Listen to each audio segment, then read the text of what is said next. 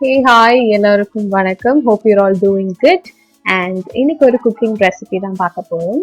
Who doesn't love paneer? So இன்னைக்கு நம்மளுக்கு ரொம்ப பிடிச்ச பன்னீர் டிக்கா அந்த ரெசிபி தான் பார்க்க போறோம். இந்த ரெசிபிக்கு ரொம்ப முக்கியமான தேவை தயிர். எந்த அளவுக்கு உங்ககிட்ட கெட்டியான தயிர் இருக்கோ அந்த அளவுக்கு இந்த ரெசிபி ரொம்ப நல்லா வரும். As you see, என்கிட்ட கெட்டியான தயிர் இல்லை, அதனால I have to squeeze the curd that I had. So அந்த மாதிரி அந்த வீடியோவில் காட்டுற மாதிரி நான் ஸ்க்வீஸ் பண்ணிக்கிட்டேன் என்னோட தயிரை. அதுக்கப்புறம் என் தயிர் கொஞ்சம் கெட்டியாக இருந்தது. என்னோட அவுட்புட் வந்து தயிரோட அவுட்புட் இப்படி தான் இருந்தது. ஸோ நான் ஸ்க்வீஸ் பண்ணதுக்கப்புறம் இந்த தயிர் கெட்டியான தயிரில் நான் என்னோட மசாலா பொருட்கள்லாம் ஆட் பண்ணேன். அந்த மசாலா பொருட்கள் ஆட் பண்ணதுக்கப்புறம் ஒரு ஸ்பூன் இஞ்சி பூண்டு விழுது and half a lemon squeeze பண்ணி ஆட் பண்ணிக்கிட்டேன். நான் ஆட் பண்ணதுக்கப்புறம் எந்த அளவுக்கு முடியுமோ அந்த அளவுக்கு ஒரு ஃபைன் பேஸ்ட்டாக இந்த மசாலாஸ் எல்லாத்தையும் நல்லா நல்லா கலக்கி விட்டிங்கன்னா ஒரு ஃபைன் பேஸ்ட் நம்மளுக்கு கிடைக்கும். அந்த பேஸ்ட்டில் தான் நம்மளோட வெஜிடபிள்ஸ்லாம் நம்ம ஆட் பண்ணி வைக்க போகிறோம். This is the tikka masala. Okay, so இதை ஒரு பக்கம் எடுத்து வச்சுட்டு என்னோட வெஜிடபிள்ஸ் சாப் பண்ண ஆரம்பித்தேன். ஃபர்ஸ்ட் என்கிட்ட இருந்தது பெல் பெப்பர் அண்ட் என்னோட ஆனியன்ஸ் எல்லாம் நான் சாப் பண்ணேன். எல்லாத்தையும் க்யூப்ஸாக கட் பண்ணி வச்சுக்கிட்டேன்.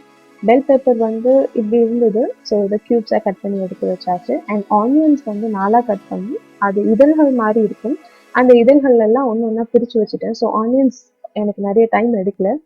அண்ட் ஆஃப்டர் தட் பன்னீரையும் க்யூப்ஸாக கட் பண்ணி வச்சுட்டேன். கொஞ்சம் பெருசாகவே பன்னீர் கட் பண்ணிங்க, பிகாஸ் பன்னீர் வந்து பிரேக் ஆகிறதுக்கு நிறைய சான்சஸ் இருக்குது.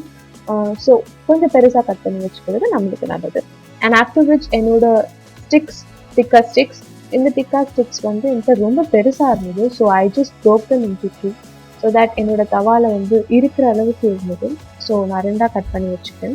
அந்த என்னோட எல்லா வெஜிடபிள்ஸையும் இந்த மிக்சருக்குள்ளே போட்டு நல்லா கலக்கிட்டு ஒரு 30 minutes to 1 hour, நான் வந்து 1 hour மேரினேஷன் டைம் கொடுத்துருந்தேன். எந்த அளவுக்கு மேரினேட் ஆகுதோ அந்த அளவுக்கு வந்து நம்மளுக்கு தந்தூரி டிஷ்ஷஸ்லாம் ரொம்ப நல்லாயிருக்கும். ஸோ 1 hour மேரினேஷன் டைம் கொடுத்துட்டேன். அதுக்கப்புறம் இந்த ஸ்டிக்ஸில் ஒன்று ஒன்றா ஆட் பண்ணிவிட்டு என்னோட தவாவை க்ரீஸ் பண்ணிக்கிட்டேன். பட்டர் வச்சு க்ரீஸ் பண்ணிட்டு பட்டர் எல்லா இடத்துலையும் ஸ்ப்ரெட் பண்ணதுக்கப்புறம் இந்த தவா ஸ்டிக்ஸை ஆட் பண்ண வெஜிடபிள்ஸோட ஒன்றா வச்சேன். அரவுண்ட் ஒரு 15 minutes இந்த பக்கம் அந்த பக்கம் கொஞ்சம் திருப்பி விட்டுட்டு குக் பண்ண விட்டீங்கன்னா உங்களுக்கு ரொம்ப ரொம்ப அருமையான பன்னீர் டிக்கா ரெசிபி, பன்னீர் டிக்கா டிஷ் கிடைக்கும்.